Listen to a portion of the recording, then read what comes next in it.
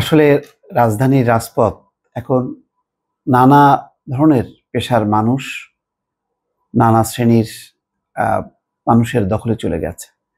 তারা তাদের দাবি দাওয়া নিয়ে আন্দোলন করছে, বিক্ষোভ করছে এবং মনে করছে যে এটাই বোধহয় সবচেয়ে সহজ। হাসিনা সরকারের সময় এই ধরনের বিক্ষোভ করতে কেউ সাহস পেত না, কঠোর শাসনের কারণে। এখন রিল্যাক্স মনে করছে, রাস্তা অবরোধ করলেই দাবি দেওয়া আদায় হবে। গেল কয়েকদিন ধরে তিতুমির কলেজের ছাত্রদের বিক্ষোভ, ভয়ঙ্কর বিক্ষোভ। সেটি এমন অবস্থা যে চলন্ত ট্রেনে পর্যন্ত হামলা, সেখানে যাত্রীরা পর্যন্ত আহত হয়েছে। সেই রেশ কাটতে না কাটতেই এখন ব্যাটারি চালিত যে রিক্সা তারা শুরু করেছে এবং তার সূত্র হলো যে 3 দিনের মধ্যে এই ব্যাটারি চালিত রিক্সা রাজধানীতে চলাচল বন্ধ করা। এটার পরেই তারা বিক্ষোভ শুরু করেছে। এটা নিঃসন্দেহে একটি বিপজ্জনক বাহন, আবার দ্রুত চলে, এটাও সত্য। সবচেয়ে বড় সত্য হলো যে এই ধরনের প্রচুর রিক্সা ইতিমধ্যে রাজধানীতে জড়ো হয়েছে বা চলাচল করছে এবং অনেক মানুষ এটার উপর জীবিকা নির্বাহ করে। তো ফলে যখনই কি মানুষের পেটে হাত দেওয়া হয় তখন তারা ক্ষুব্ধ হয়, তেমনটাই ঘটেছে। তার বহিঃপ্রকাশ আজকে আবার রাজধানীতে। মহাখালীতে রেল লাইনে ব্যাটারি চালিত রিক্সা ফেলে অবরোধ। বসিলায় সড়কের উপর চালকরা বসে গেছে, আর মহাখালী রেল লাইনে ব্যাটারি চালিত রিক্সা ফেলে অবরোধ। রেল লাইন মানে হচ্ছে সড়কও বন্ধ হলো, একই সঙ্গে রেলও বন্ধ হলো। এই ঢাকা শহরে একটা রোড বন্ধ হওয়া মানে পুরো নরকে পরিণত হয়। সমস্ত যানবাহন চলাচল মানে স্থির হয়ে যায়, চলাচল করতে পারে না। এবং যেহেতু সাপ্তাহিক বন্ধ না, সাপ্তাহিক বন্ধের বাইরে এই সমস্ত চলছে, আজ বৃহস্পতিবার, তাহলে আজকে চিন্তা করেন সপ্তাহের শেষ দিনে কি পরিস্থিতি রাজধানীতে হতে পারে। তার একটা প্রতিফলন দেখা যাচ্ছে।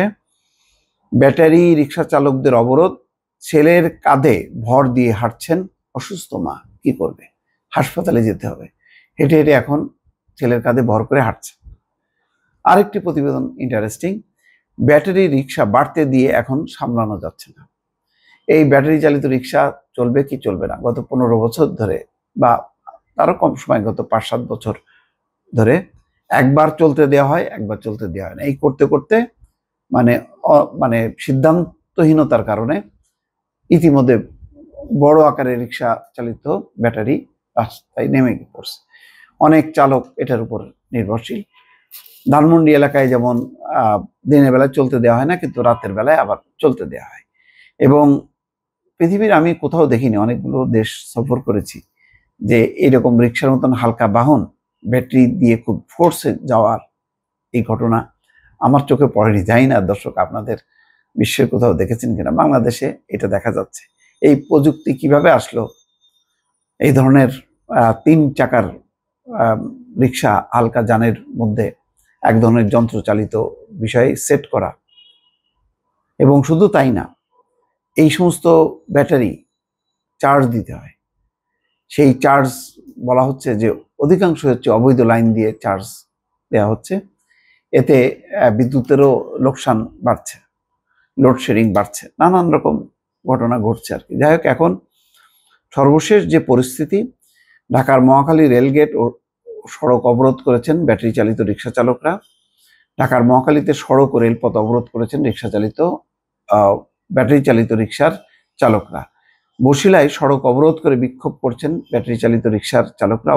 সড়কে রিক্সা চালানোর দাবিতে অবরোধ করছেন তারা। বৃহস্পতিবার সকাল 9টা থেকে ব্যাটারি চালিত অটোরিকশা চালকরা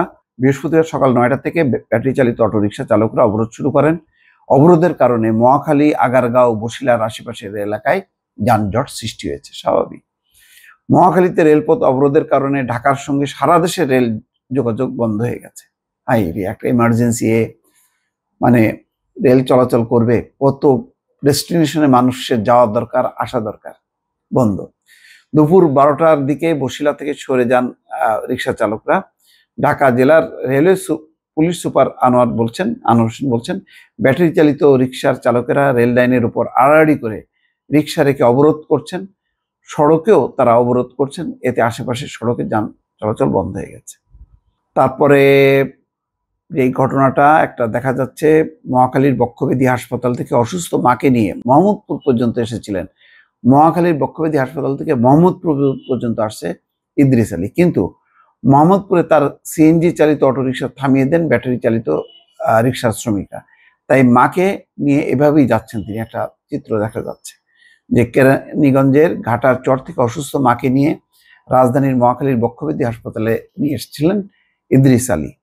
বৃহস্পতিবার সকাল 7টার দিকে এসেছিলেন। বেলা 11টার মধ্যেই ডাক্তার দেখানো কাজ শেষ। এরপর থেকেই বিপত্তি।